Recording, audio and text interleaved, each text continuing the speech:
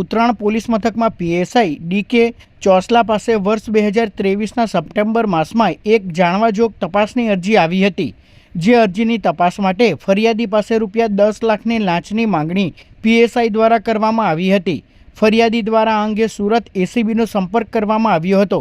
ACB દ્વારા ફરિયાદના આધારે છટકું ગોઠવવામાં આવ્યું હતું અને ઉત્તરાણ પોલીસ મથક હદ વિસ્તારમાં લાંચ લેવા માટે આવેલ પીએસઆઈના 2 વચેટિયાઓને એસીબીએ ઝડપી લીધા હતા, જેમાં પિયુષ રોય અને નિલેશ કસોટિયાની ધરપકડ થતાની સાથે પીએસઆઈ ડીકે ચોસલા ફરાર થઈ ગયો હતો। આ ઘટનામાં છેલ્લા 1 વર્ષથી ફરાર પીએસઆઈ ડીકે ચોસલા ફરાર હતો। આખરે એસીબી દ્વારા તેની ધરપકડ કરવામાં આવી છે। પીએસઆઈ ડીકે ચોસલા ઉત્તરાણ પોલીસ મથકમાં ફરજ બજાવતો હતો અને ₹54,000નો પગારદાર છે। એસીબી દ્વારા ડીકે ચોસલાની બેનામી મિલકત સંબંધિત તપાસ પણ શરૂ કરવામાં આવી હોવાનું જાણવા મળી રહ્યું છે।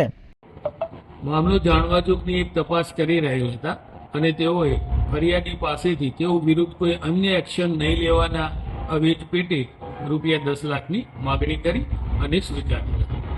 અગાઉ 2 આરોપી પકડાયેલા એક પિયુષ રોય અને નિલેશ કસોટિયા નામના 2 પ્રજાજનની અગાઉ અટકાયત થયેલી હતી અને ગતરોજ ડીકે ચોસલા જેઓ ફરાર હતા તેઓને પકડેલ છે। એમનો ₹54,000 પગાર છે અને આગળ જે પુરાવાઓ મળશે એ પુરાવાઓ આધારે એસીબીની જે સ્ટાન્ડર્ડ ઓપરેટિંગ પ્રોસિજર છે એ મુજબ આગળ ઇન્વેસ્ટિગેશન કરવું। મિલકત સંબંધી તપાસ કરાશો? હા, એ બી જો કોઈ એવા પુરાવા પડશે તો એ પણ તપાસ થશે।